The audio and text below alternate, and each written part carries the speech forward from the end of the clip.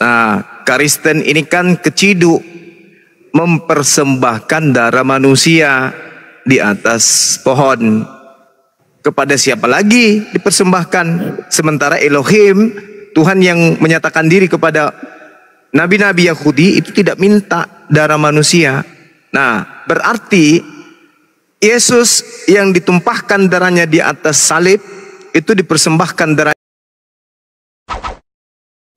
Salam satu Tuhan.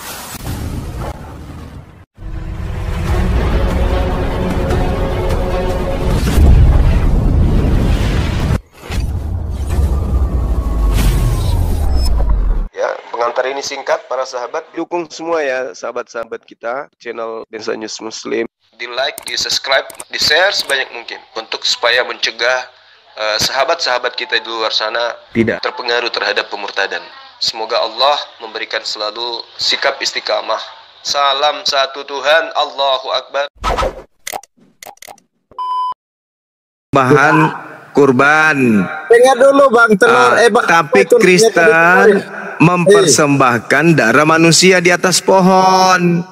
Pertanyaannya berdasarkan Ibrani 9:28, darah Yesus itu dipersembahkan kepada siapa gitu loh. Kalau nggak ngerti Bible nggak usah naik Pak. Ya tertarik bahas telur. Ini gara-gara pandai sugi. Ini dong kalau begitu. Saya nggak ngerti beber ya harus naik dong biar tahu. Ya udah kalau ngerti itu Dewa Molok itu siapa Dewa Molok? Kalau begitu ya ketinggalan terus kita yang tidak tahu beber. Ya udah Dewa Molok itu siapa? Silakan Dewa Molok siapa? Iya, kalau Dewa Molok itu hanya Bang Juma yang bisa menjelaskan itu. Karena Bang Juma yang tahu siapa Dewa Molok itu. Dewa Molok itu sama seperti bintang timur, sama-sama dewa. Jadi pemujaan yang terjadi kepada Dewa Molok itu adalah sesembahan bangsa Amon atau Milkom. Oh, itu sudah jelas itu Andi. Itu sesembahan kepada siapa tadi? Ya, orang Amon. Orang Amon. Itu baru namanya Dewa Molok. Ya, tapi orang-orang Yahudi tidak pernah mempersembahkan anak manusia kepada Molok atau Molek. Ya. Dan keciduk orang Kristen ini kemudian mempersembahkan keyakinan mereka dengan kepercayaan anak Maria sebagai korban di atas salib, darahnya, dagingnya. Itu prosesi persembahan kepada Dewa Molok. Karena kalau persembahan kepada Tuhan itu nggak ada kayak gitu. Berdasarkan Imamat 1 nomor 2. Di mana Bang Juma mendapatkan itu orang mempersembahkan Tuhannya kepada Dewa Molok? Ajaran dari mana Bang Juma dapat itu? Imamat 18 kan jelaskan di sana. Tidak ada di situ dikatakan bahwa mereka mempersembahkan Tuhannya kepada Dewa Molok. Mana ada seperti itu? Lalu kepada siapa Yesus dipersembahkan? Tidak ada seorang pun yang mempersembahkan dia. Hanya dia sendirilah yang mengorbankan dirinya. Ibrani 9 nomor 28. Bukan dia yang mengorbankan dia, tetapi dia sendirilah yang mengorbankan dirinya. Ibrani 9:28. Prospero yang dipersembahkan. Artinya kita yang melakukan korban itu, kita yang berkorban. Yohanes 11:53. Mulai hari itu mereka sepakat mengorbankan Yesus. Matius 27 nomor 18. Pilatus tahu bahwa mereka mengorbankan Yesus karena dengki. Kan sudah dijelaskan. Pertanyaannya, Yesus dipersembahkan, Yesus dikorbankan untuk siapa? Itu pertanyaannya. Yesus dikorbankan untuk siapa? Yesus dipersembahkan untuk siapa? Tidak ada orang yang mempersembahkan Yesus. Ibrani sendiri yang 9, mempersembahkan dirinya. 28, Yohanes 11, 53, Lukas, Matius 27, nomor 18. Yesus Tidak ada, Bang Juma. Tidak ada seperti dipersembahkan. itu. Yesus Kau ini kau bro, bocah kau bantah saja, baca dulu Bible-mu itu, baru kau bantah. Bang Juma pakai data, kamu pakai congor doang, gimana kamu ini? data dari mana dia? Tidak ada datanya itu bahwa orang mempersembahkan manusia. Yohanes kepada 11:53 tadi itu loh. Ya. Ibrani 9:28. Demikian pula Yesus hanya satu kali saja dipersembahkan untuk menanggung dosa banyak orang. Dipersembahkan kepada Iya. siapa? Bukan manusia yang mempersembahkan dia, tetapi dia sendirilah yang mempersembahkan dirinya. Anda untuk baca banyak di Matius orang. 27:18, mereka mempersembahkan Yesus karena dengki. Iya, kalau dikatakan di situ bahwa mereka mempersembahkan Yesus karena dengki, ya itu bukan karena dia mempersembahkan, tapi karena bencinya dia, makanya dia berbuat itu. Itu bukan persembahan namanya itu karena gara-gara bencinya dia. Ah, sekarang Anda muncul Kristen. Itu kan orang Yahudi mempersembahkan karena benci. Oke? Iya. Betul? Nah, sekarang orang Kristen panen dari kebencian itu dengan mengatakan dengan matinya Yesus di atas tiang salib, dia telah membatalkan dosa-dosa, menggugurkan dosa-dosa dengan darahnya. Sekarang kalau itu betul, maka muncul pertanyaan, Yesus kalian persembahkan kepada siapa? Kan gitu. Kalau Anda mengatakan kami tidak mempersembahkan, terus kenapa? Terus kenapa dosa kalian itu dihapuskan? Orang-orang Yahudi mempersembahkan hewan ternak, kurban kepada Elohim, domba, sapi, lembu, kambing. Mereka persembahkan kepada Elohim untuk tebus dosa. Nah, kalian, menurut konsep kalian, Yesus juga untuk nebus dosa. Pertanyaannya, nebus kepada siapa? Nebus kepada siapa? Untuk mendamaikan siapa? Untuk meredam angkara murka siapa? Kok dia harus menjadi korban? Ya tidak ada seorang pun yang mengorbankan Yesus. Sekarang Dia sendiri kenapa yang dosa-dosa? mengorbankan dirinya.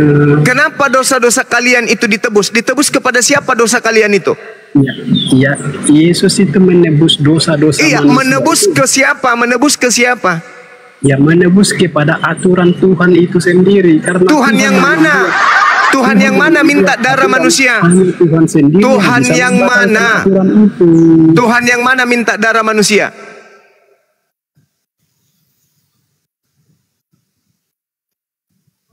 Mana dalilnya Tuhan minta darah manusia? Tidak ada itu ayatnya Tuhan minta darah manusia. Kalau Siapa yang bisa begitu, mengatakan? kalau bukan Tuhan yang minta darah manusia, lalu siapa? Kandidatnya cuma satu, yaitu Molok. Tidak, ada itu, Anda Bang menjawab, Juma. Anda menjawab sendiri. Tidak ada itu Tuhan meminta darah manusia. yang Bang Juma katakan Ketahuan. kan itu berdasarkan Kalau Bang begitu, Juma Anda sudah sendiri. menjawab. Berarti Anda mempersembahkan darah Yesus kepada Dewa Molok. Dah, selesai.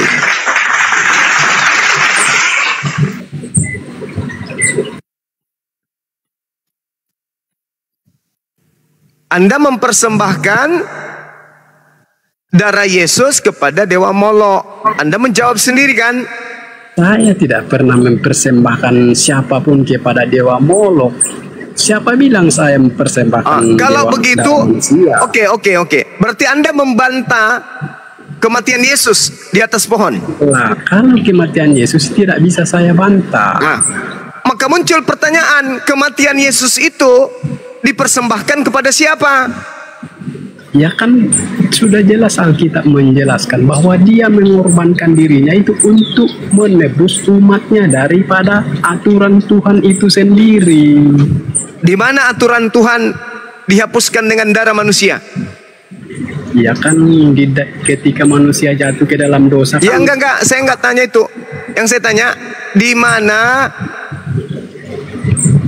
aturan Tuhan dihapuskan dengan darah manusia itu di mana tertulis? Tidak ada itu dikatakan. Tidak ada berarti Yesus tidak dipersembahkan kepada Elohim. Yesus dipersembahkan kepada siapa? Tidak ada seorang pun kepada Dewa Molok. Yesus sendirilah yang mempersembahkan dirinya untuk menebus manusia dari kutuk hukumnya Tuhan sendiri. Di mana kemudian, di mana Tuhan melepaskan kutuknya dengan darah manusia? Di mana tertulis? Kalau dikatakan melepas kutuknya dengan darah manusia, tidak ada. Tidak ada. Dengarkan teman-teman, dengar teman-teman, menurut dia sendiri tidak ada. Tuhan melepaskan kutuknya daripada dosa itu. Tidak ada, kata dia. Sekarang Yesus itu ditumpahkan darahnya sebagai korban atau tidak? Ya jelas, kan sudah jelas. Jelas. Tuhan Anda katakan tidak minta darah manusia. Anda sendiri mengatakan Tuhan tidak minta darah manusia. Sekarang darah Yesus ditumpahkan kepada siapa? Ya, Yesus itu menumpahkan darahnya untuk aturan Tuhan sendiri. Di mana aturan Tuhan minta darah manusia? Anda mengatakan tidak ada. Berarti kepada siapa darah Yesus ditumpahkan? Hanya satu kandidat. Mama. Hanya Dewa Molok berarti. Jangan terlalu menjadi pengajar sesat Bang Juma. Jangan. Sekarang begini, coba kamu baca di dalam Amsal 6 nomor 16. Coba baca. Bacakan aja Bang Juma. Oke, saya bacakan. 6 perkara yang dibenci oleh Tuhan, bahkan 7 perkara yang menjadi kekejian di dalam hatinya. Nomor 17-nya, apa itu? Mata yang sombong, lidah dusta, lalu tangan yang menumpahkan darah orang yang tidak bersalah. Jedor. Ya, benar itu. Jadi menumpahkan darah Yesus itu menebus dosa atau membangkitkan kekejian bagi Tuhan? Siapa yang menumpahkan darah Yesus? Mulai ngaco. Yesus ditombak tidak? Ya jelas dia itu ditombak. Ketika Yesus ditombak, darahnya tumpah tidak? Jelas tumpah. Menumpahkan darah Yesus itu kekejian bagi Tuhan atau itu untuk menghapus dosa? Ya, menumpahkan darah manusia ya jelas itu kekejian bagi Tuhan. Kekejian. Berarti penombakan Yesus itu penebusan dosa. Dengar. Berarti penombakan Yesus itu kekejian bagi Tuhan atau itu penebusan dosa? Jawab.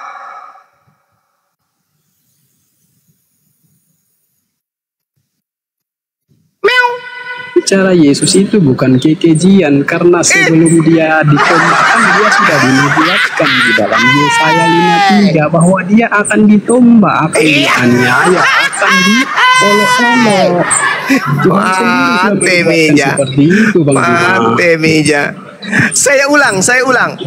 Menombak Yesus itu kekejian bagi Tuhan atau bukan? Ya jelas kalau menombak manusia ya jelas itu kekejian bagi Tuhan.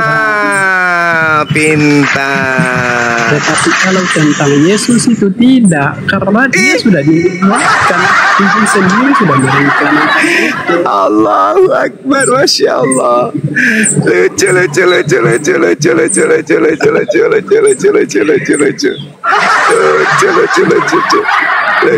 Lucu. Penombakan terhadap Yesus menurut Amsal 6 itu adalah kekejian, hal yang dibenci Tuhan. hal yang dibenci Kalau Tuhan. berbicara kepada Yesus itu khusus, tapi kalau berbicara manusia Khusus. itu kekejian bagi Tuhan. Khusus. Berbicara kepada Yesus yang Khusus. ditombak itu ya tidak bisa dikatakan kekejian. Khusus Karena kalau itu yang Yesus berbicara boleh. Tuhan sendiri yang terjadi. di situ. Jadi kalau khusus Yesus boleh ditombak. Ya boleh, karena sudah sesuai dengan rencana Tuhan yang terjadi. Di mana? Di mana tertulis rencana Tuhan menombak anaknya? Di mana? Ya di dalam Yesaya 53 itu kan sudah Iya. jelas bahwa dia akan ditombak, akan ditikam, akan Iya. ditolak, akan dianiaya. Itu Iya. sudah jelas sekali itu. Itu firman Tuhan atau bukan? Ya itu kan firman Tuhan. Oke, yang firman dibuat. Tuhan. Baik. Kita uji kebenarannya tipuanmu ya. Kita lihat di dalam Loh, bukan tipuan saya. itu tipuan, kan itu tipuan Alkitab Anda, yang itu bicara, tipuan Anda Bang. mencoba Bukan tipuan saya. mencoba Alkitab sudah dengar. mencatatkan Anda ribuan tahun mencoba sebelum kejadian itu terjadi. Anda mencoba menipu manusia dengan mengais-ngais kitabnya Yahudi, mengatakan Jangan itu bilang adalah saya khusus menipu untuk manusia. Yesus. Alkitab Mari kita lihat pembantaian saya apa menipu. bantahan Itu Yesus. tercatat di Mari kita lihat bantahan Yesus, boleh? Boleh kita lihat bantahan Yesus terhadap kegilaan Karisteng, menganggap Yesaya 53 itu adalah nubuat untuk penombakan Yesus. Boleh?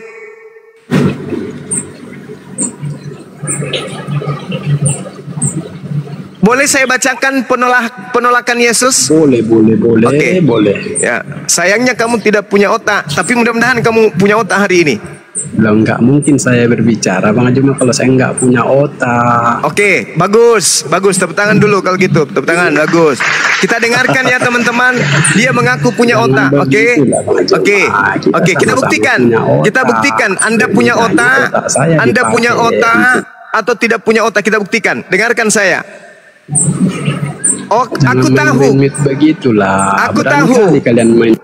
Aku tahu bahwa kamu adalah keturunan Abraham, tetapi kamu berusaha untuk membunuh aku karena firmanku tidak beroleh tempat di dalam kamu. Ini kenapa ini? Orang-orang Yahudi berusaha Ya itu kan arti. orang-orang Yahudi berusaha menggenapi nubuatan Yesaya 53. Kenapa Yesus justru mengatakan mereka tidak beroleh firman? Jawab. Anda mengatakan Yesaya 53 itu nubuat, dan itu nubuat untuk Yesus, dan Anda katakan itu firman Tuhan. Tapi kenapa Yesus mengatakan engkau keturunan Abraham, tapi kamu berusaha untuk membunuh aku karena firmanku tidak beroleh tempat di dalam kamu? Nah, kenapa Yesus justru marah, mengatakan bahwa kamu tidak memperoleh firman dalam dirimu? Bukankah rencana pembunuhan itu sudah ada dari sejak Yesaya? Harusnya Yesus mengatakan, wow, luar biasa. Firmanku, Yesaya 53 ada di dalam diri kalian. Sehingga kalian ingin mempraktekkan Yesaya 53 itu. Ayo kawan-kawan, tombaklah aku, rabalah aku, ciumlah aku, peluklah aku, gantunglah aku. Ayo kawan-kawan. Kalau nubuat yang kamu ambil dari agama lain itu betul menurut imanmu, kenapa Yesus justru membantah di sini? Kamu tidak memperoleh firman di dalam tubuhmu, di dalam dirimu, sampai kamu berusaha ingin membunuh aku. Ayo, coba mana akalmu? Tunjukkan, saya mau lihat. Ya itu kan sangat jelas sekali Bang Juma bahwa orang-orang yang tidak menerima firman itulah makanya dia membenci dia. Loh. Itu nubuat Yesaya 53 rancangan membunuh Yesus atau bukan? Ya benar, itu adalah rancangan yang dirancangkan Tuhan untuk kejadian yang akan datang, yaitu penyaliban, yaitu penombakan kepada Yesus.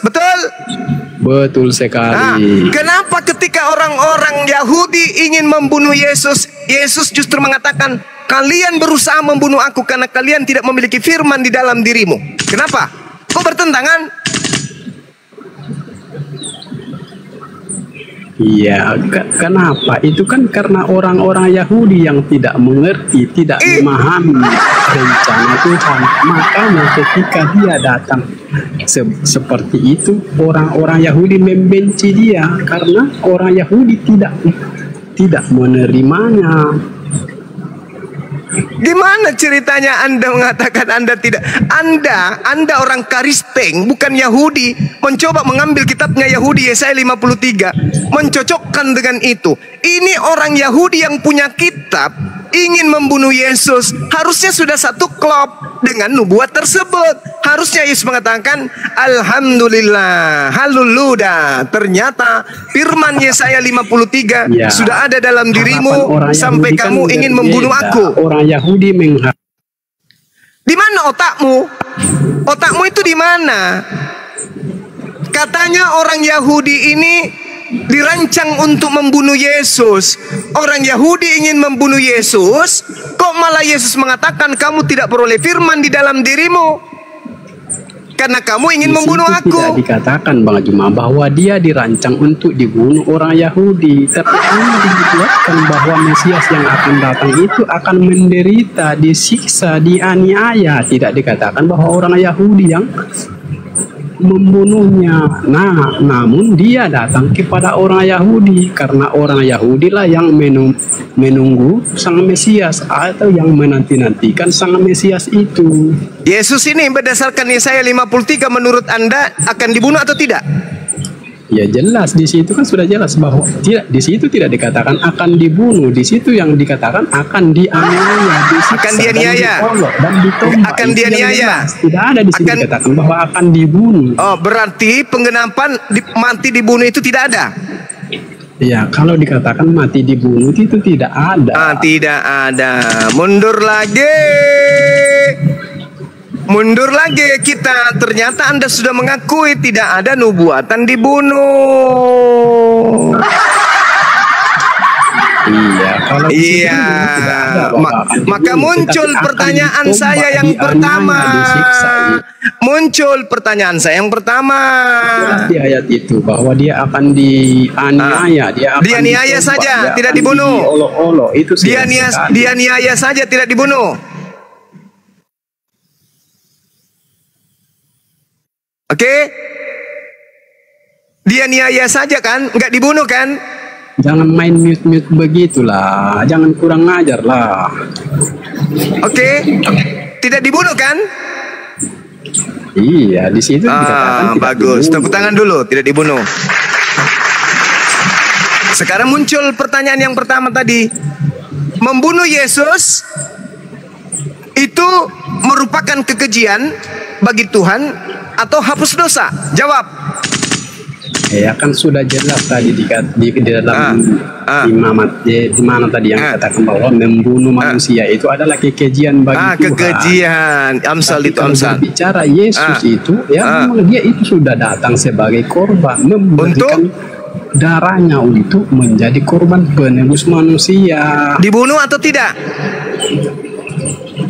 Ya, kalau dikata namanya dibunuh ya orang yang membunuh dia. Ini kan dia sendiri yang mati karena nubuatannya dibunuh. Nubuatannya dibunuh atau tidak? Nubuatannya tidak ada dikatakan dibunuh. Dibunuh. Berarti tidak dibunuh kan? Cuman dianiaya kan? Iya, dianiaya, dianiaya saja. Oke. Kalau sampai kepada pembunuhan itu sudah keluar dari nubuat, betul? Iya, memang di situ tidak ada dikatakan dibunuh. Bagus. Berarti membunuhnya dosa bukan? Ya, kalau berbicara Yesus itu kan memang dia berbicara dia sebagai korban. Iya. Karena sebelumnya kan mutar lagi. Bahwa dia akan mutar lagi. Iya. Dia dianiaya. Itu bukan berarti dibunuh kan? Dia menanggung banyak dosa manusia. Itu sampai kepada pembunuhan kagak? Ya, di situ tidak ada dikatakan bahwa dia dibunuh. Dia dinubuatkan dibunuh atau tidak? Dia disiksa, hanya itu yang tertulis di situ. Berarti pembunuhan tidak sampai kepada nubuat, betul? Ya, kalau pembunuhan itu kan memang tidak ada dinubuatkan bahwa tidak ada. Berarti pembunuhan terhadap Yesus Itu dosa atau nebus dosa? Iya, kalau dia dibunuh itu kan artinya dia bukan mengorbankan dirinya, tetapi manusia yang mengorbankan. Ini kan dia sendiri yang menyerahkan dirinya. Sebagaimana ketika dia disalibkan. Dia Udah monyet, kau turun jeng, kau turun. Kau turun, asu turun, babi kampret, asu babi turun, monyet. Gak ada bisa orang waras kau bodohi dengan polamu kayak gitu. Suruh paus ke sini, biar ku kasih mulutnya sapu lidi, supaya dia jaring kalian jadi waras. Bikin emosi aja udah, sabar-sabar kita bertanya baik-baik. Udah kita atur bagaimana caranya supaya waras, malah mengajak gila. Memang di situ tak ada dikatakan membunuh dirinya. Di situ memang cuma dianiaya saja. Kalau ngomong sama anjing masih mending, ini manusia katanya, tapi kok kayak anjing diajak bicara. Ada nggak nubuatannya dia dibunuh? Nggak, memang nggak ada di situ dibunuh, dibunuh. Nah, membunuh Yesus itu dosa atau hapus dosa? Memang dia tidak dibunuh, tapi dia membunuh dirinya sendiri. Kampret. Kurangi makan buntut babi lah, supaya kau waras.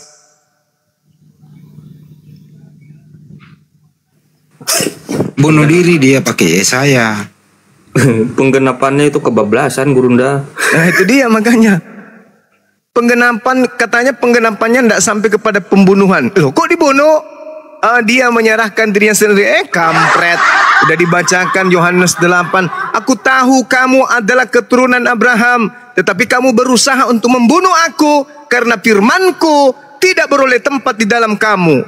Malah dibilangnya Yesus rela untuk dibunuh. Dasar biawak. Bukan cuma rambut yang krinyol kau, otakmu juga krinyol, berkarat, banyak kutunya. Udah dilanjut dulu, saya ibadah dulu deh. Tenangkan otak, habis hadapi biawak bisa bicara. Lanjut. Siap, Gurunda. Ini loh teman-teman. Jadi berhentilah memakai ya nubuatan Yesus di kitab orang lain.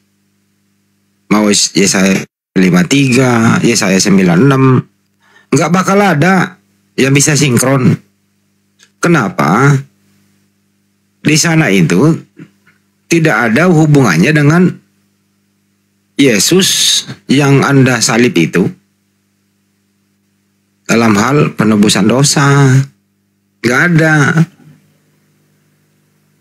Tadi udah diakui sendiri.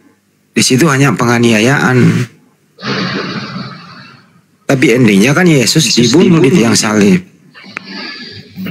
Jadi berhentilah ya oten-oten pakai kitab orang untuk menubuatkan itu. Aduh, ribet. Disambut dulu dah yang lain. Berisik. Iya, aneh nih Pak Herman. Pak Herman. Bising kali Pak Herman, cari tempat yang rada sepi dikit dah. Selamat sore Pak Nas. Iya sore kembali. Kristen ya Pak Nas ya? Di-mute dulu Pak Herman. Betul. Sama dilempar ke bawah. Iya, Kristen ya Pak ya? Iya betul. Iya Kristen aja lah. Saya Silakan, melihat Pak. ini, saya dari tadi saya mendengar perbicaraan si Juma itu kurang ajar itu. Nggak apa-apa saya hadapi bang. Jangan banyak yang ada. Bang, kok kurang ajar? Kamu yang kurang ajar, bunuh Tuhan sendiri. Kok saya pula yang kau tuduh? Kamu lah yang kurang ajar. Kenapa Kamu tidak tahu saya kurang etika ajar? bicara. Etika bicaranya gimana? Itu tadi ngomong binatang-binatang itu. Oh memang layak. Itu tidak Kau layak. juga nanti. Kalau kamu nggak layak, aku bilangi juga begitu. Nah, kamu sendiri. Kita diskusi dulu. Diskusi. Apakah Anda layak disebut binatang atau tidak? Kalau otak Saya nggak tidak. berfungsi, Saya baru. tidak binatang. Dia itu Oke. manusia. Oke, bagus. Ini yang kucari. Gitu dong. Kepada siapa darah Yesus dipersembahkan? Jawab. Itu dipersembahkan kepada dosamu sendiri. Nah, dari mana Anda mendapatkan ilmu dosa manusia ditebus pakai darah manusia? Jawab. Kan sudah dikatakan di dalam Alkitab itu. Di mana? Yesus turun untuk menghapus dosa manusia. Udah jelas. Yesus turun untuk menghapus dosa manusia. Ilmunya dari mana itu? Kan sudah dikatakan di situ. Di mana? Yesus rela berkorban. Di mana? Di mana Yesus rela berkorban? Kamu baca Yohanes 11:54. Yesus lari sembunyi. Tidak ada katanya Yesus lari bersembunyi. Ah ya sudah, kau tunjukkan kepada saya rela Yesus itu berkorban, dalilnya di mana? Kalau saudara tidak mengerti, nggak usah kamu kocak-kacik. Sekarang mana tunjukkan dalilnya? Coba. Di mana dalilnya? Dalil. Mulai kan aku bilang kan, awas. Kau nggak mau disebut binatang, hati-hati. Hati-hati. Hanya binatang yang tidak berakal, oke? Kalau kau mengaku manusia, kamu harus menunjukkan data. Kalau kau berbicara, jangan kau berbicara tanpa data. Karena kalau tidak, kamu setara dengan onyek. Ayo.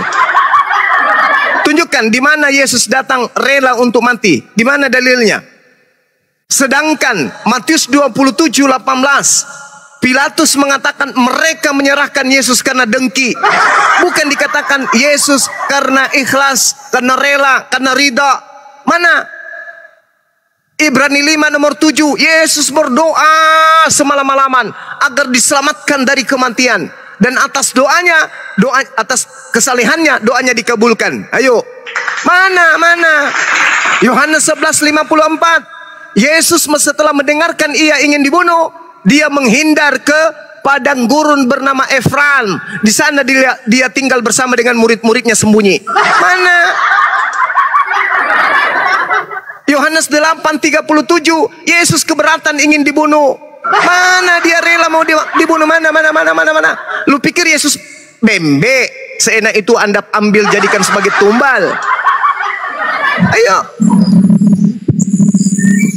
Iya baik. Jadi iya yang ditulis. Silakan Bang, silakan.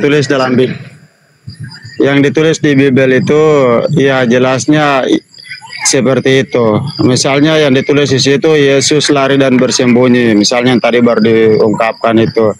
Yang ditulisnya seperti itu. Tapi tujuannya di saat Yesus lari bersembunyi itu tujuannya apa dulu kan gitu. Kalau kita umat Kristen kita tahu apa yang disampaikan dalam Bible, kita tahu itu seperti apa. Tujuannya kemana nanti. Itu kan Yesus langsung tujuannya Bang, tujuannya. Yesus diutus untuk menyelesaikan pekerjaannya kan, itu pekerjaannya belum diselesaikan, belum sampai berakhir pekerjaannya, belum. Masih di dalam pertengahan. Dia pekerjaan apa saja dia itu? Tahu bahwa dia tahu bahwa pekerjaannya pada akhirnya untuk semua akan berakhir itu di saat dia turun ke dalam jurang maut dan dia naik kembali. Setelah dia bangkit itulah berakhir semua pekerjaannya, dia akan kembali ke surga. Itu jadi kata kalau siapa, belum Bang? sebelum waktunya dia belum siapa, bisa Bang? untuk menyerahkan dirinya untuk dimati. Kami umat Kristen kami tahu tujuan Bibelnya kami seperti apa. Itu kan cerita, itu kan dongeng yang Anda susun sendiri. Cobalah pakai data. Yesus yang lebih tahu. Jadi kedatangannya Yesus di muka bumi ini yang tahu adalah Yesus, bukan karangan-karangan kayak begitu. Itu karangan iman buta. Yesus yang tahu tentang dirinya, Yesus yang tahu tentang misinya. Jangan Anda tambah-tambahkan dengan tambah-tambahan agama pagan, ajaran pagan kayak gitu. Tolong dalil dong, dalil. Mana pengakuan Yesus sesuai dengan apa yang Anda uraikan? Ada nggak?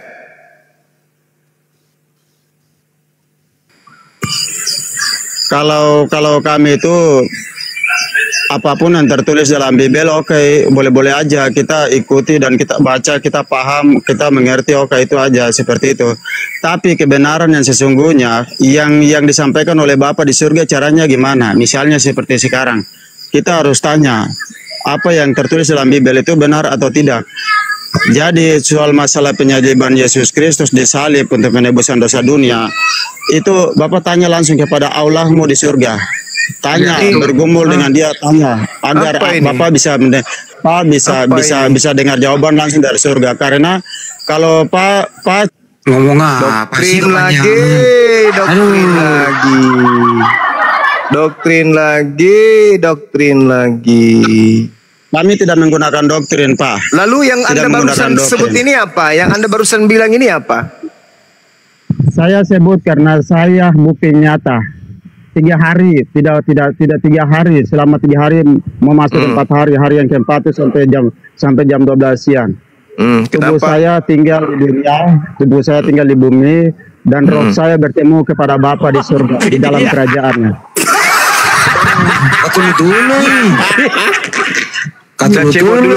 Cebok dulu bang. Kata lu dulu kalau yang merubah. Diam kau lah.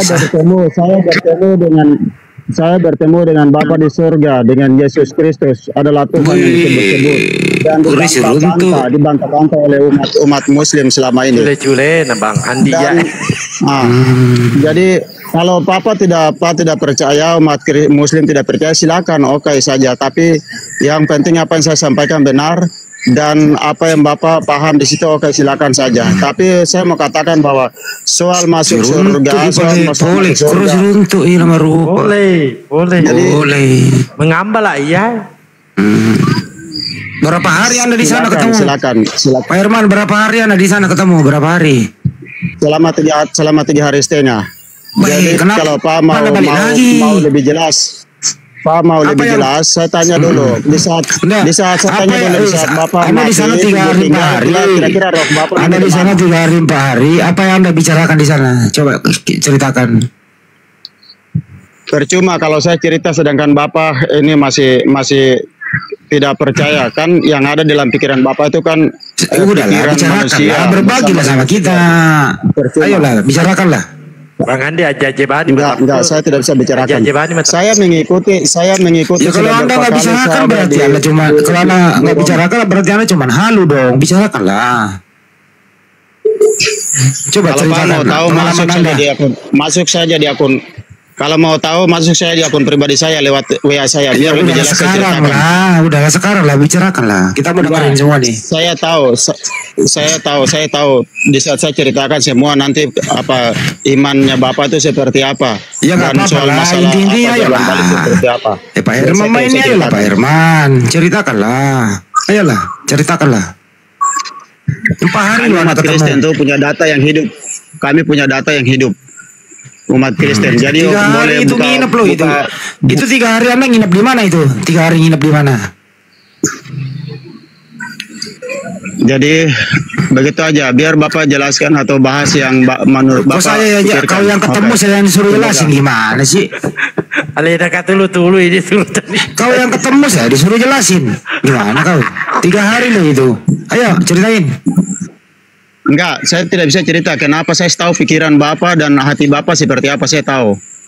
Jadi saya tidak bisa ceritakan karena yang ada di situ tuh cuma bisa menjatuhkan, cuma bisa mempersoalkan menjadi masalah. Kan gitu.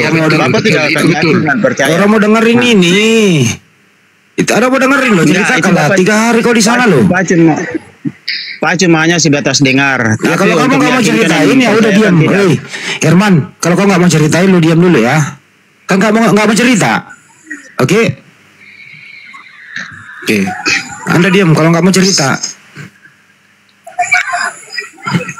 Jadi Pak Nas ini, Pak Herman ini 3 hari dia ketemu Tuhannya, ketemu Bapak, ketemu Yesus, tapi dia nggak mau cerita. Soalnya itu nggak perlu ceritakan itu. Jadi kalau begitu, saya juga jangan. Saya ketemu Yesus kemarin selama 7 bulan berturut-turut. Saya nggak mau cerita juga. Gimana? Salah dong. Begini bos. Walaupun nanti dicerita dengan apa yang nyata, saudara juga bantah. Kalaupun saya juga cerita pernah ketemu Yesus 7 bulan, itu juga bakal Anda nggak percaya. Saya nggak usah cerita ya. Bagaimana? Sama kok? Sama. Saya 7 bulan 7 hari saya ketemu itu loh. 7 bulan 7 hari saya ketemu. Oh, saya nggak usah cerita. Karena saya cerita nanti kau nggak percaya. Iya, itu. Ya udah. Nggak usah ceritakan. Nggak usah cerita. Iya. Saya cukup hanya bertanya aja gini. Boleh nggak saya bertanya? Entar dulu diam kau Nas. Saya sama Herman dulu. Pak Herman. Kalau di umat Kristen, kalau di agama Kristen atau di kita Nasrani, kalau 7 bulan ketemu Yesus itu sudah tidak hidup lagi, tubuh itu mati, sudah tidak hidup, sudah membusuk. Buktinya saya masih hidup. Sebatas kalau kita ketemu dengan Tuhan, kalau sebatas kita percaya. 7 bulan 7 hari saya ketemu, buktinya saya masih hidup. Masa kamu nggak percaya sih? Ya kalau kau nggak percaya sama saya juga nggak percaya sama kau. Karena kau nggak mau cerita. Yang logika atau ngomong Pak, masa 7 bulan Ya terserah gue dong, orang yang gue yang ketemu. Yang makanya yang bicara itu harus logika, pikiran. Ya coba masuk logika nggak tuh 3 hari dia ketemu? Kenapa dia nggak mau cerita? Bisa. Itu ya, bisa juga dong saya ketemu. Bisa juga saya ketemu 7 bulan 7 hari. Ini 7 bulan Emang kenapa? Masalah buat lu, orang saya yang ketemu kok. Itu mah karanganmu tuh. Ya karangan juga dong si Herman. Enggak cerita dia. Nyata itu. Ya coba kalau nyata buktikan coba. Buktinya nanti di sini tidak bisa kamu kalian percaya. Ya tadi kau ngomong doang juga, gimana kamu ini Lah, kau gimana sih 7 bulan 7 hari saya ketemu. Kami akan percaya. Ceritakan aja. Iya ceritakan lah, kita percaya kok. Ayo Pak Herman cerita. Ayo Pak Herman cerita Pak Herman. Apa pengalamanmu 3 hari 3 malam itu loh. Ayo. Ceritakanlah. Kalau kau habis cerita saya juga cerita. Bener. Ya kamu aja cerita yang 7 bulan itulah. Ya Herman dulu dong yang memulai. Iya Herman dulu. Tidak mau menceritakan. Iya saya juga mau ceritakan aja sekarang. Kalau gitu saya juga nggak mau. Kenapa? Saya juga nggak mau. Udah kenapa kamu bilang 7 bulan 3 hari? Ya terserah gua lah. Mulu-mulu tuh gua kan. Kenapa lu larang gua ngomong? Gimana sih kamu? Ini Pak Nas gimana sih orang aku yang ketemu kenapa lu yang keberatan? Saya bukan keberatan. Karena omongannya saudara kita itu 7 bulan. Kalau ya 7 bulan 7 hari kenapa? Itu kan saya yang pengalaman. Kenapa kau yang protes pengalamanku? Kalau kamu ngiri bikin pengalaman sendiri gitu ya Bang Adi ya? Iya. Kalau panas berapa hari ketemu? Harus nyata. Iya kalau panas berapa hari ketemu? Gimana? Udah pernah ketemu nggak berapa hari? Berapa hari ketemu? Maksudnya udah berapa hari ketemu gimana sih? Ketemu Yesus. Kalau saya tiap hari ketemu. Weh ceritain dulu dong. Mau dengar ceritanya? Iya mau. Cukup bertobat aja Pak, baru dengar dulu. Iya. Nggak mau juga cerita nih. Bukannya nggak mau, udah bertobat apa belum? Itu aja intinya. Ya udah ceritain dulu. Udah bertobat apa belum? Ceritain dulu orang dengerin. Kami sudah bertobat. Iya udah bertobat udah. Ceritain. Kalau udah bertobat, udah. Dengarkanlah nanti malam apa yang terjadi. Itu aja intinya. Kok ceritanya kok nanti malam? Kok ceritanya nanti malam? Mau dengar? Ya udah, sekarang saya mau dengerin. Kalau sekarang jangan dulu. Kenapa? Dulu. Harus bayar. Coba dulu semuanya. Harus bayar. Bukan bayar, di sini mah gratis. Ya udah ceritain lah. Tidak ada bayar. Cerita bersambung lagi nanti malam. Gimana bikin penasaran Pak Nas ini ya? Ini tidak ada cerita bersambung di sini. Ya udah ceritain lah sekarang. Tiap hari lo ketemu. Lebih hebat kau daripada Pak Herman. Ya tiap hari saya ketemu. Pak Herman cuma 3 hari, kau tiap hari. Apa aja lo? Obrolannya apa aja? Obrolan 3 hari ketemu. Coba. Mau cerita ini. Mulai saya lahir sudah saya ketemu Yesus. Iya gitu. Apa ceritanya? Apa yang dibicarakan? Sampai sekarang saya hidup ini. Udah. Sekarang umur saya udah 44 tahun. Wah, masih ketemu di mana? Ngasih saya. Ketemu di mana, Bang? Ketemu di sini. Di mana? Di Komal. Dimanapun saya berada, tetap saya bertemu sama dianya. Bentuknya seperti apa, Bang? Laki-laki apa perempuan? Makanya biar lu tahu bentuknya yang seperti mana, makanya bertobat. Ya kan Anda yang ketemu, ceritain lah Bang. Abang kok pelit banget sih berbagi. Ayolah ceritain lah sama kita. Seperti apa modelnya Bang, bentuknya? Ya gimana? Bos. Ya gimana Bos? Nah, bila saya berkata seperti apa yang saya alami, saudara bakalan Don nanti itu. Ya nggak apa-apa bang, ceritain lah. Don Nggak nanti usah takut. Nanti Nggak usah nggak laku takut. nanti kalian. Ayolah bang, Nggak ceritain laku lah. nanti. Abang kalau nggak mau cerita, anda diam aja kalau nggak mau cerita. Diam ya. Oke, Anda kan saya nggak mau diam. cerita. Mau cerita apa nih lagi nih? Katanya tiap hari Cerita ketemu apa? Yesus. Tiap hari ketemu Yesus. Ceritain bisa. lah. Itu kan bisa ceritain apa lagi? Iya cerita. Iya seperti apa itu modelnya? Mukanya, rambutnya bagaimana? Mau ganteng apa bagaimana gitu loh, ceritain bang. Luar biasa. Luar biasa apanya bang? Di atas segala. Ganteng nggak bang dia? Ganteng. Lebih gantengnya. Ampun. Dia pakai jubah nggak bang? Pakai jubah. Melebihi skalanya. Aku pernah diinformasikan oleh Yohanes di Pulau Patmos, Wahyu 19:16. Menurut Yohanes nih, cerita kepada penulis kemudian ditulis, saya baca. Di jubahnya dan di pahanya tertulis Raja segala raja. Abang lihat nggak ada tulisan di pahanya bang? Seperti Yohanes. King of King, Raja segala raja. Iya betul. Bush. Di pahanya juga bang ada tertulis bang, kok ada tulisan di paha? Itu kan tulisan Raja segala raja. Kenapa ada tulisan di paha bang? Itu kan mengotori paha bang. Kok mengotori paha? Itu mah orang yang menuliskan itu. Berarti salah tulisan itu. Bukan salah itu, benar itu. Oh, berarti ada tulisan di pahanya. Yang kamu lihat ada, ya ada. Enggak, saya nggak lihat. Yohanes yang melihat, dia tulis. Yohanes. Coba baca. Coba anda baca Wahyu 19:16. Ada bisa tampilin nggak? Saya tidak bisa menampilkan di sini. Tampilin Mbak Beni. 16 ya. Iya, ya. Tampilin Mbak Beni. Gedein dulu Mbak Beni. Nah, biar dia baca. Wahyu 19. Siapa tahu sama pengalamannya Pak Herman sama Pak Nas nih. Wahyu 19:16. Nih.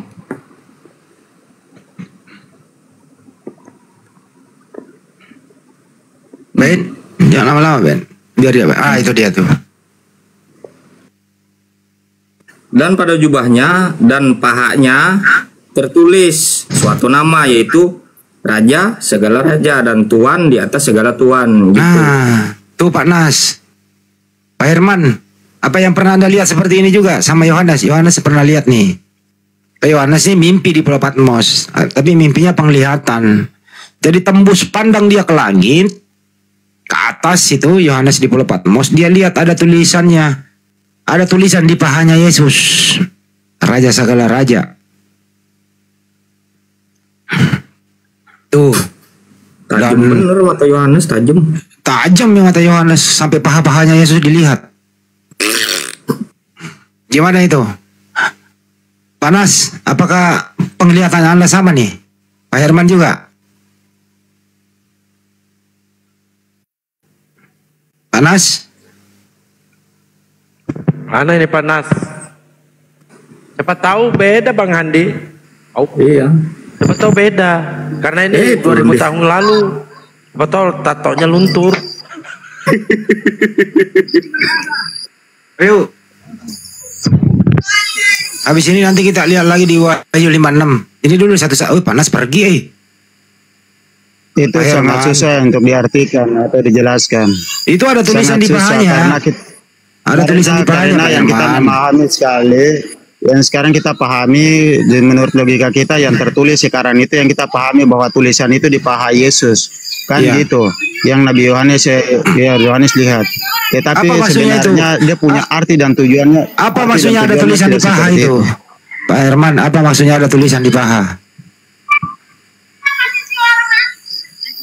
Jadi tulisan di paha itu tulisan yang muncul, yang di saat itu munculnya arahnya di pahanya Yesus, bukan tertulis seperti tato di paha, bukan.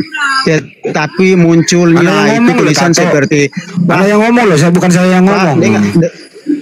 dengar dulu, dengar. Ini dengar dulu.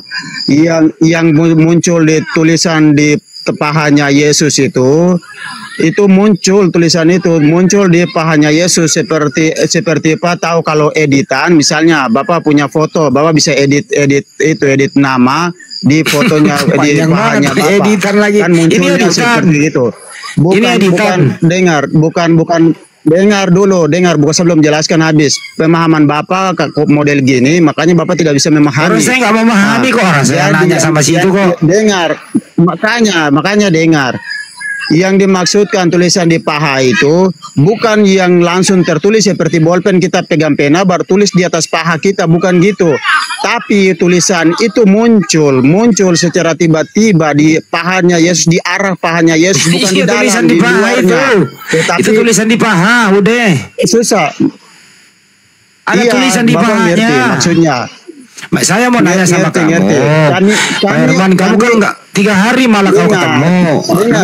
Saya tahu. Kau ketemu 3 hari. Makanya saya tahu, saya jelasin. Apakah pertemuanmu 3 hari itu sama dengan penglihatan Yohanes? Saya mau klarifikasi doang. Kau 3 hari lo ketemu. Apakah penglihatan kamu sama dengan penglihatan Yohanes? Ada tulisan di pahanya, sama atau tidak? Silakan. Makanya saya jelasin. Kalau tulisan di paha itu menurut logika ya, menurut pemahaman kita. Sebelum saya masuk ke yang tadi saya jelasin pertama, yang tadi.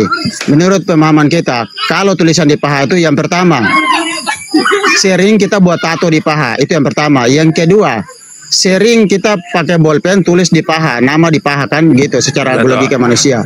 Tapi yang dimaksud dengan kesaksian yang tadi dikatakan, yang firman Tuhan ini, dimaksud dengan firman Tuhan ini tulisan di paha itu tulisan yang muncul. Yohanes lihat tulisan itu muncul bukan di dalam pahanya tapi di luar, tapi di arah apa pahanya. Sih orang di pahanya ditulis?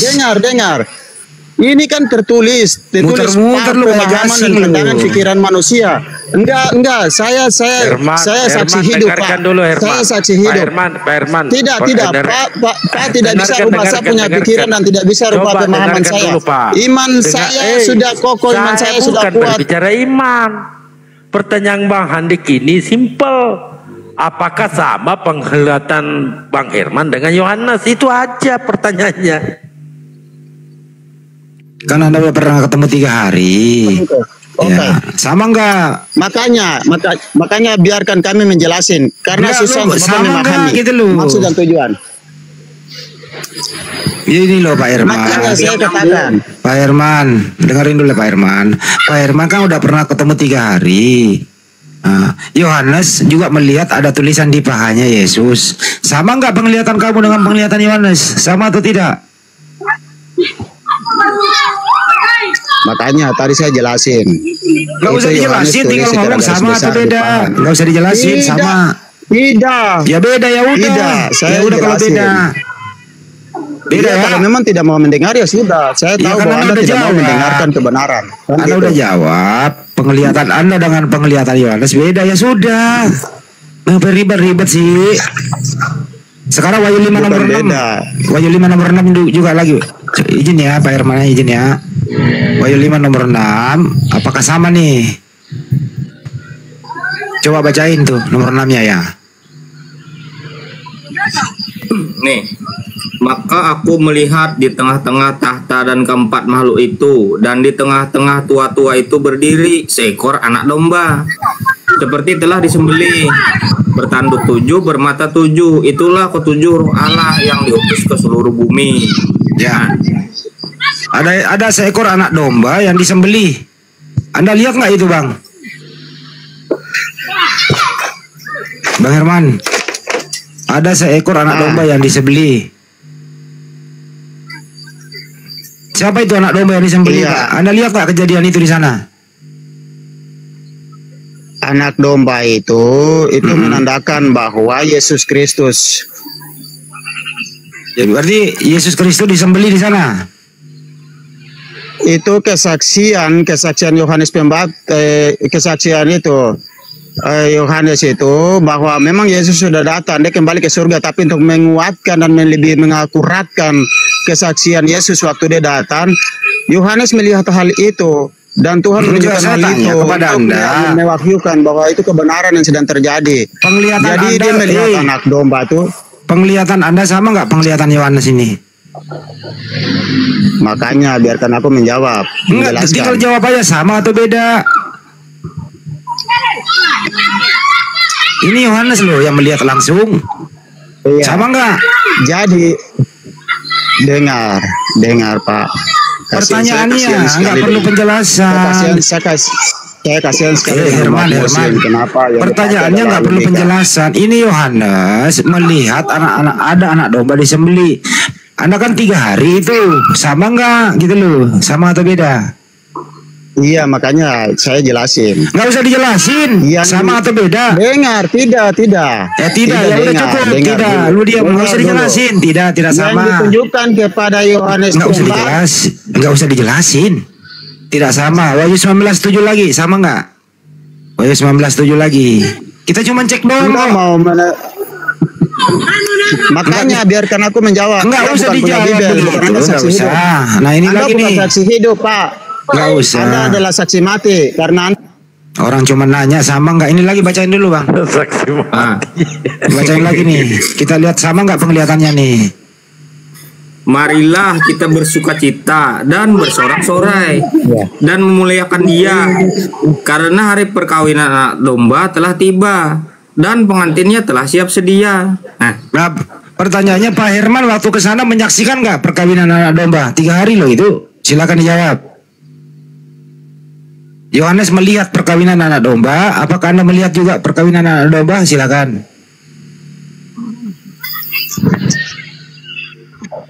ini poin yang ketiga ya. Makanya saya jelasin yang tadi poin kedua itu sama dengan ini. Biar nggak usah dijelasin. Anda melihat nggak yang sama? Susah saya katakan. Yang Pak katakan buat Anda melihatkah tidak? Apa yang di sana Tuhan Yesus menyaksikan buat saya menyampaikan itu beda dengan pertanyaan Pak. Pertanyaan Anda bertanya di saat ini. Makanya saya jelasin. Kalau Anda mau, saya tadi katakan awal, kalau Anda mau melihat semua kebenaran yang dalam Bibel, berdoa dan berdoa dan bergumul kepada Allahmu di surga, Pak, agar engkau melihat petunjuk-petunjuk itu. Lebih jelas. Anda kan yang pernah ke sana 3 hari. Apakah Anda menyaksikan perkawinan anak domba di sana? Kalau tidak, kalau iya sih nggak apa-apa gitu loh. Ini kan Yohanes melihat nih perkawinan anak domba. Nah saya tanya kepada Anda. Apakah Anda menyaksikan perkawinan anak domba di sana? Silakan. A menyaksikan, B tidak. Itu aja Pak Herman. Anda kan 3 hari loh di sono. Itu loh. Kita cek pengalaman spiritualmu di 3 hari loh di sono. Gimana? Menyaksikan nggak? Pak punya pertanyaan ini. Jawabannya ya atau tidak. Itu gimana? Maksudnya gimana? Ke sono 3 hari. Ya kalau nggak menyaksikan bilang enggak. Kalau kita jawab, Anda menyaksikan nggak? Susah Pak, susah untuk kami menjelaskan. Ya memang susah karena nggak sama. Ya udah pindah lagi satu lagi. Lukas 22:30 bang. Nggak sama apa? Otakmu Lukas 22:30 bang. Tidak sama. Ya udah nggak sama. Berarti kamu nggak sama penglihatannya. Ntar ya Lukas 22:30 ya. Terus untuk jelasin Bibel kami Pak, karena kami menjelasin sesuai dengan kebenaran daripada ya udah diam dulu Pak Herman ya. Coba bacain bang. Tuh, bahwa kamu akan makan Pak Benny hilang suaranya juga. Dan minum di dalam kerajaanku. Kenapa? Udah Pak Herman, waktu Anda ke sana Anda makan minum nggak sama Yesus? Silakan jawab.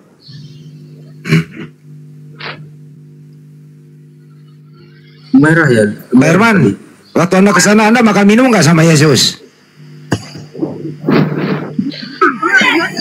Makanan di surga adalah makanan kebenaran yang tidak pernah habis-habis, tapi di sana kekal untuk selama-lamanya. Saya nggak nanya itu. Anda makan minum nggak sama Yesus? Makanan di sana itu apa?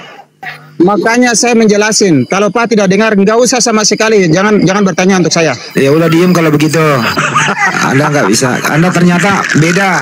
Anda nggak menikmati makanan, ya kan? Coba Matius 21:31 lagi.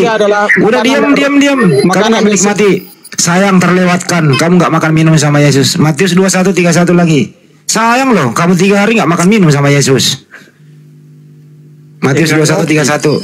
Nah, saya makan minum di sana. Ada diam dulu. Sayang kau nggak menikmati makanan itu. Diam. Sayang banget. Nah, coba baca lagi Bang Beni. Mana makanan Makanya sorga saya lagi. ajarin agar Anda bisa makan.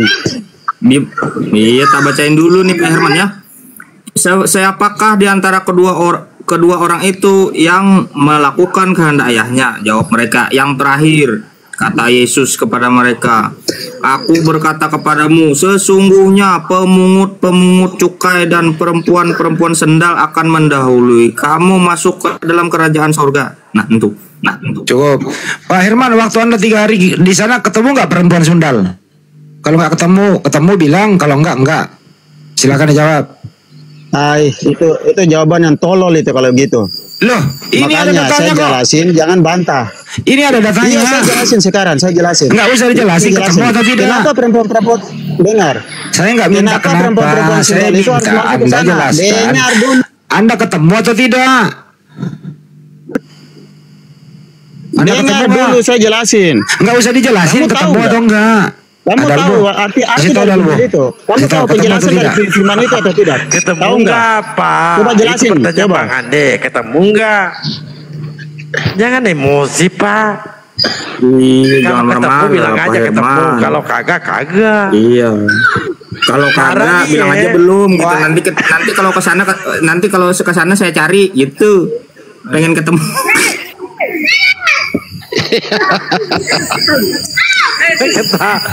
Panas ketawa. Panas, ini kan si Herman nih tiga hari di sono, makanya saya kasih data, saya cek satu-satu. Dia alami nggak kayak gini gitu loh. Begini Pak, kalian itu membuat pertanyaan yang tidak itu. Yang tidak apa, Dijelasin datanya sama ada. Pak Herman tuh. Pak Nas, Dijelasin sama- datanya ada Pak Nas. Begini Pak, itu dia mau menjelasin, Bapak tidak mau mendengar. Saya nggak minta penjelasan, saya mau bilang ketemu atau tidak. Begini aja, saya mau bertanya dulu. Diam dulu Bolehkah Pak saya Nas, bertanya? diam dulu, jangan pindahin topik. Ini Pak Herman yang 3 hari ke sono, masa semua data ya nggak dia alami. Berapa data saya kasih? Kenapa dia nggak alami gitu loh? Boleh nggak saya bertanya? Nggak usah dulu, diam dulu, jangan pindahin topik, diam dulu. Pak Herman, ketemu atau Kasihan tidak nih? sekali. Saya rasa kasihan. Saya rasa Anda kasihan ketemu sekali. nggak nih? Perempuan-perempuan sundal itu mereka masuk ke surga. Kenapa? Kalau di saat satu orang dari perempuan sundal itu yang Tuhan panggil ke surga itu karena dia percaya. Bukan Bang Andi, bukan itu. Pak Herman ketemu enggak? Enggak ketemu kayaknya. Pindah lagi ini jadi tutup. Makanya saya Wahyu, jelasin. enggak usah. Wahyu 12 nomor 7 Bang Beni. Wahyu 12 nomor 7. Itu aja kalian, itu aja lah pengetahuan kalian. Kenapa? Orang pengen tes dong. Wahyu 12 7. Anda tidak bisa terima ya? Anda Wahyu tidak bisa terima 12:7. jelasan saya. Jangan Mang. Ini satu lagi diam dulu Pak Nas. Pak Nas diam dulu. Pak Nas diam dulu. Mau dibaca dulu datanya. Nah, otak Anda itu tidak mau menerima kebenaran. Ya, baca Bang Beni. Maka timbullah peperangan di sorga. Mikael dan malaikat-malaikatnya berperang melawan naga itu. Dan naga itu dibantu oleh malaikat-malaikatnya. Oke, cukup. Pertanyaannya, kenapa bisa Anda selamat ke bumi? Bagaimana cara Anda melepaskan diri dari peperangan itu? Ada pakai helm kah atau bagaimana? Silakan dijawab. Nah, ini baru diterangin nih. Ya, terangkan. Silakan. Ya, terangkan Pak. Terangkan Pak. Ada peperangan di surga, coba lu ke sono. Nah, gimana? Coba Pak. Otak tolol semua nih memang pertanyaan bagus. Ini datanya ada kok nih. Jawabannya sih.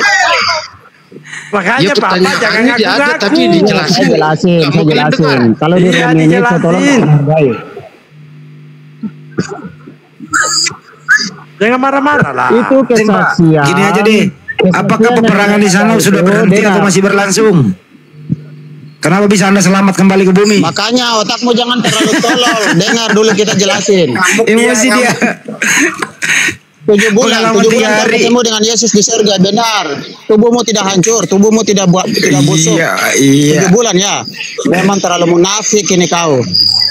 Loh, Orang nanya baik-baik sesuai data emosi itu dia. Kesaksian itu meyakinkan bahwa di saat waktu peperangan di surga itu malaikat Mikael dengan pasukannya, malaikat Lucifer dengan pasukannya. Dengar dulu saya jelasin. Tidak emosi, saya tidak emosi. Nada saya seperti itu memang.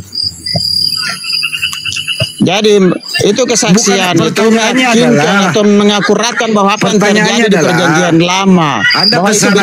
Anda kesana 3 hari kok bisa meloloskan diri dari peperangan gitu loh. Silakan. Kok bisa Anda pakai apa gitu loh?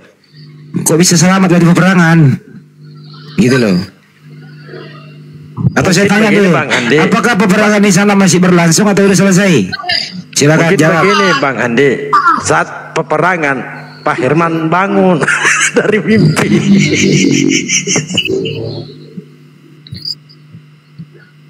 Saya mau katakan, Yesus adalah jalan dan kebenaran dan hidup. Tak ada seorang pun datang kepada Bapa di surga kalau tidak melalui Yesus Kristus. Umat Islam tidak akan masuk surga. Saya saksi hidup. Saya katakan karena apa? Kalau yang melakukan kebenaran sesuai dengan hukum Taurat, dengar. Yang melakukan kebenaran sesuai dengan hukum Taurat, yang benar-benar sungguh-sungguh dia akan masuk. Kalau tidak dia tidak akan masuk ke surga. Karena apa? Yang pertama dia mengejek atau dia menjatuhkan agama satu daripada yang lain. Dia menjatuhkan banyak kebenaran yang dia sudah melakukan dalam kehidupan pribadinya.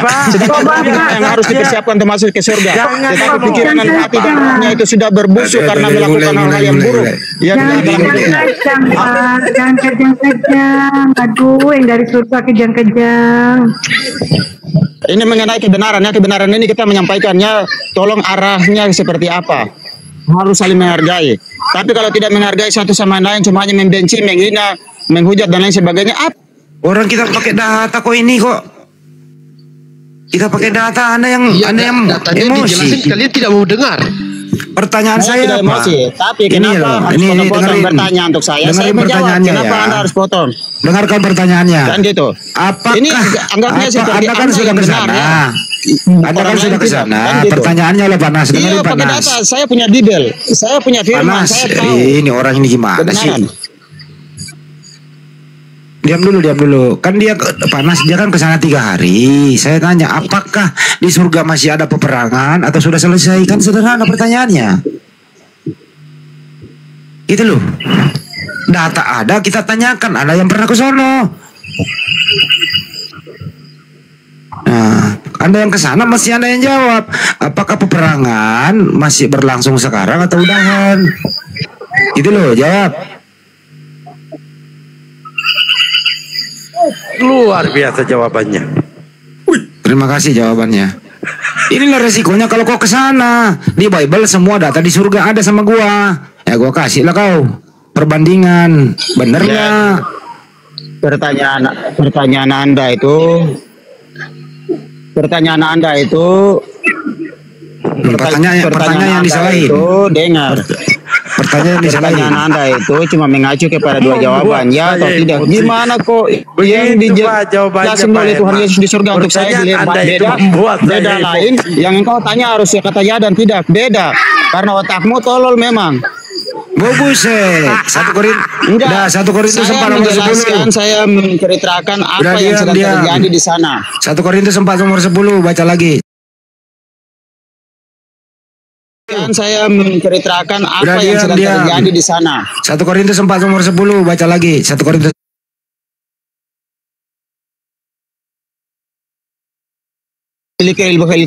Udah. Sekarang kau Panas baca dulu nih Panas. Kami dibilangin tolol tadi Panas. Anda baca ini Panas. Begini Pak. Enggak Panas, baca dulu nih Panas. Iya, enggak usah saya baca itu, begini Pak. Baca dulu aja Panas. Begini. Saudara mau dengar saya bicara atau tidak? Panas baca dulu ini baru Anda bicara. Saya dibilangin tolol tadi. Nah, coba Panas dibaca dulu nih Panas. Siapa yang sebenarnya yang bodoh? Ayolah Panas. Masa saya dibilangin bodoh? Baca Panas. Panas, baca dong. Baca Panas, itu kan Bibelnya Bapak. Baca. Iya, ini yang kalian imani yang mana? Yang salah satu nih, Islam apa Kristen? Baca dulu Panas. Ini enggak berbicara iman, kita ngobrol santai Panas. Iya, saya tanya, yang kalian imanin Islam apa Kristen? Saya Islam Panas. Kalau Islam aja kalian bawa, enggak usah bawa. Ya kalau begitu Panas turun bawa. Saya mau kajian Islam ya. Iya, kajian Islam. Ya udah turun di bawah saya mau kajian. Iya, silakan kajian. Ya udah, silakan turun aja dulu. Enggak usah deh, saya turun, saya di sini aja. Oh ya, udah diam di situ. Diam di pojok ya. Kok diam di pojok? Ya orang mau kajian kan? Kalian ngapain punya katanya Anda menyuruh saya kajian Islam. Kamu dengarkan aja Pak Nas. Saya mau berdebat sama Bang Handik ini. Antara dawa molok. Jadi kalau ada mengatakan kita bodoh, ternyata ada di sini sekumpulan orang bodoh karena Kristus. Itu loh. Saya baca ya. Kami bodoh oleh karena Kristus. Berarti ada orang bodoh karena Yesus. Kenapa kata bodoh itu dilemparkan ke saya? Datanya ada. Makanya teman-teman ya, kalau diskusi jangan mengeluarkan kata-kata tidak pantas. Semua yang ada di Bible, mulai kata binatang, kata bodoh, kata sundel, apapun itu di Bible semua ada. Gitu ya. Datanya di Bible ada loh. Semua kata-kata kotor itu ada di Bible. Ada semua di Bible. Jadi jangan coba-coba mengeluarkan kata kotor. Artinya kamu yang mengeluarkan isi Bible-mu. Gitu ya. Jangan panas. Lanjut dulu. Kasih tahu teman. Parkun sebentar. Izin parkun sebentar. Lanjut. Kasih tahu teman Anda panas. Jangan mengeluarkan kata-kata kayak tadi. Di Bible ada ceritanya.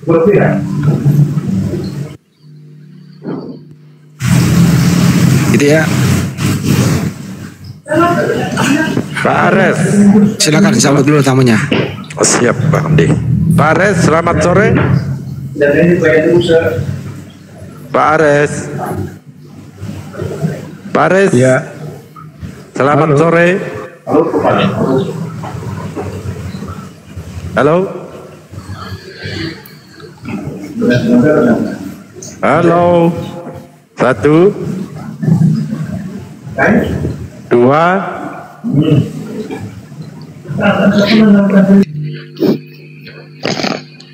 Kristen naik. Jadi tadi ini siapa Pak Herman? Dia kan 3 hari ke sana. Mestinya dong kalau 3 hari ke sana banyak dong pengalamannya. Dia nggak mau berbicara pengalaman. Jadi saya tes keadaan di surga gitu. Ada beberapa tadi tesnya. Wahyu 19:16. Apakah kamu melihat seperti penglihatan Yohanes? Melihat di jubah dan pahanya ada tulisan Raja segala Raja, King of King? Dia menjawab tidak. Berarti pengalaman Yohanes beda dengan pengalaman kamu. Wahyu 19:7 lagi. Apakah kamu menyaksikan perkawinan anak domba? Dia tidak mau menjawab. Yohanes melihat. Jadi masih lebih hebat Yohanes. Ketiga, Lukas menulis bahwa kamu nanti makan dan minum semeja dengan Yesus di dalam kerajaan surga. Pak Herman sudah ke sana 3 hari. Saya tanya, apakah dia menikmati makanan sama Yesus di sana? Tidak menjawab juga, berarti dia tidak mengalami makan dan minum. Lukas tahu itu. Tuh. Ada lagi Wahyu 12:7. Apakah Pak Herman menyaksikan peperangan di surga? Dia nggak mau jawab juga. Artinya dia tidak mengalami semua apa yang tertulis di Bible. Jadi saya meragukan kalau dia pernah 3 hari ke sono. Semua data-data yang ada di Bible dia tidak alami. Jadi nonsen dia itu. Jangan-jangan dia hanya pergi ke suatu pulau mancing, pulang-pulang nggak bawa hasil, diomelin sama bini. Karena semua yang ada di Bible dia nggak melihat. Saya tanya lagi di Matius 21:31, apakah kamu melihat pemungut-pemungut cukai dan perempuan-perempuan sendal ada di surga? Dia tidak menyaksikan juga. Jadi ini Pak Herman ini pengalaman 3 harinya apa aja yang dilihat. Itu loh, ternyata ya nonsen aja Pak Herman ngomong doang. Itu kira-kira. Bang Lalbo, lanjut. Iya. Artinya kan dia sendiri yang bersaksi. Tentu kita sandingkan, perbandingkan dengan data-data. Apakah benar nih? Ternyata berbeda ya. Baik. Siapa ini? Aritra. Selamat sore. Sore bang. Kristen, bukan Karisteng. Benar ya, penyebutannya itu bang. Enggak, biasa-biasa aja saya Pak. Iya biasa-biasa, tapi pas lah ucapannya. Ya, kalau bahasa saya lah begitu Pak. Iya, senggol Banyumala gitu, udah sholat ya. Iya. Silakan Ban Suma. Ya silakan. Dewa Molok. Silakan. Ini aku mau nanya. Di Indonesia ini dibebaskan agama lain untuk mengotak-atik kitab agama lain gitu? Mestinya nggak bisa Pak, karena LAI juga sudah melanggar hukum sekali itu, menista agama Islam. Ya, kan udah. Saya jawab pertanyaan Anda bertanya kok Anda yang ngomong. Nggak usah apa kali. Anda yang bertanya, saya jawabanmu itu tidak bisa, udah. Iya, saya mau jawab pertanyaan Anda. Udah kau jawab tadi tidak bisa. Saya udah ngomong dulu dong. Orang belum jawab. Ini gimana Bapak ini? Bertanya kok. Kalau bertanya itu dengarkan menjawab orang. Lanjut. Ya. Dia sudah jawab. Ya cukup. Enggak, belum dijawab. Belum. Lanjut. Udah.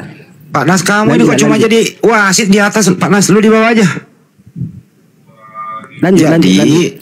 Ya, tidak boleh. Tidak boleh. Tapi faktanya nih, yang kau pakai, kalau kau pakai LAI, itulah yang tidak toleran, itulah yang menista. Kenapa? Bible yang dibawa oleh Belanda itu, kau ganti sampulnya menjadi Alkitab. Padahal nggak ada kata Alkitab di dalam original text Bible-mu. Yang ada adalah Bible, Biblos, Biblika, apalah. Isinya juga banyak mengambil istilah-istilah Al-Quran disalahgunakan. Nah, sebenarnya di sini yang kurang ajar siapa? Inilah yang kita luruskan tiap hari. Mempergunakan kata Allah, Rasul, dan lain-lain. Nah, itu yang kita luruskan, Pak. Mudah-mudahan ngerti jawabannya Pak. Siapa sebenarnya yang memulai? Kalau LAI sudah menerjemahkan, tidak mempergunakan lagi istilah-istilah Al-Quran yang disalahgunakan, saya rasa diskusi lintas agama tidak akan pernah sekeras ini. Jadi permasalahannya ada di terjemahan LAI itu. Itu jawabannya Pak.